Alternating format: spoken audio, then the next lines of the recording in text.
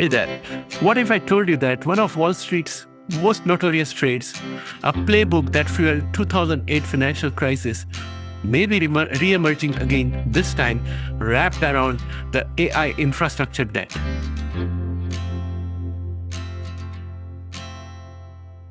Hey all, welcome to Share Trek, where science meets investments, and I'm your host Raj.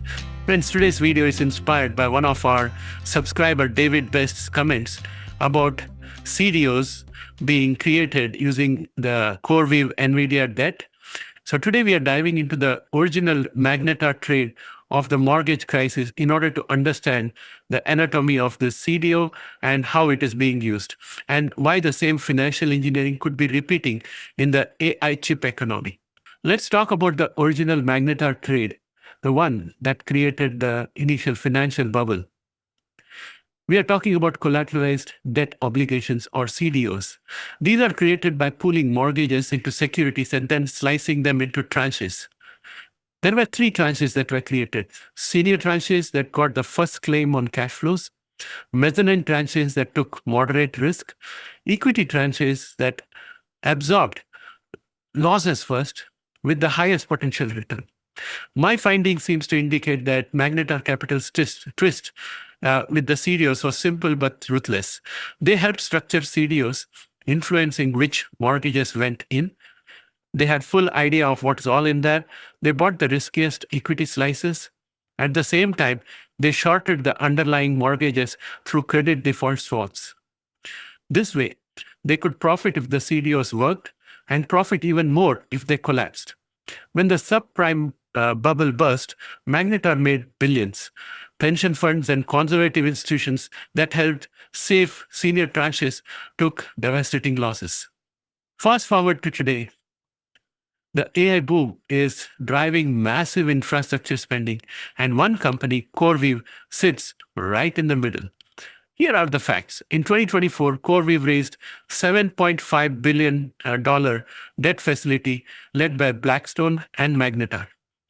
By the end of the year, total debt climbed to around $8 billion. They have been used NVIDIA GPUs like H100 as collateral. Despite multi-billion-dollar revenue, CoreWeave remains unprofitable, carrying heavy losses and interest expenses. Just this year, they added another $2.6 billion loan facility on top of existing debt. So we have got high leverage, collateral in fast depreciating tech hardware, and a company betting everything on sustained AI demand. Magnetar 2.0 now can be visualized. Let's be clear, there is no public filing confirming AI chip CDO exists. But given the players involved, here is what a potential Magnetar 2.0 could look like. Let's talk about senior tranches. Marketed as investment grade, backed by multi-year AI capacity contracts and physical GPU collateral. Mezzanine tranches, taking on performance and utilization risk, and equity tranches, the riskiest slice where Magnetar could sit with upside if AI demand holds and hedges ready if it doesn't. This playbook is familiar. Structure a complex product, sell the safe tranches to pension and insurance funds hungry for yield, and hedge aggressively on the downside. Here's where the deja vu kicks in. Complexity obscures risk. Just like in 2007, ratings may understate true exposure.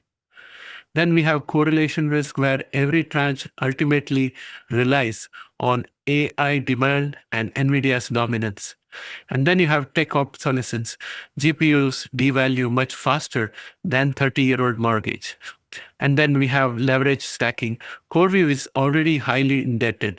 Securitizing on top magnifies the fragility. And finally, let us talk about the market implications. If AI-backed CDOs really emerge, we could see systemic risk creep. Traditional investors could end up buying exposure they don't fully understand. Then we may also have AI credit bubble, because peak infrastructure financing may already be here. And then we have the contagion risk. A shock in AI markets could ripple through global finance, just like it did for the mortgages. I would say that in conclusion, the lesson is clear. The instruments change from mortgages to microchips, but the incentives remain. Complex structures can hide fragility. And when the cycle returns, it's the most conservative investors that are left holding the bag. So I would say that one has to be very cautious, especially if they are buying CDOs, and more so if they are buying Magnetar CDOs, then they have to watch out and try to truly understand what they are buying before getting into it. And for people like us who are regular retail investors, my best advice would be stay away from all these fancy products, invest in what you can understand. I personally went through this research cycle to understand what is happening with CDOs. But if you were to ask me questions about how CDOs actually work, and if you take me away from my notes, I wouldn't be able to explain to you anything about CDOs. But when I was doing the research, I was able to understand it, but I'm not able to retain it. So I would say that these are all tricky. Leave them to the professionals who claim to understand all of these things. As far as retail investors are concerned, stick with the regular, look at your equity holdings, look at your shorts, and that's the extent to which I would venture. Well, friends, thanks for watching this video. And if you have not yet subscribed, can you please subscribe and help grow this channel? This brings me to an end of the video, and I'll catch up with you again in the next one. Bye for now.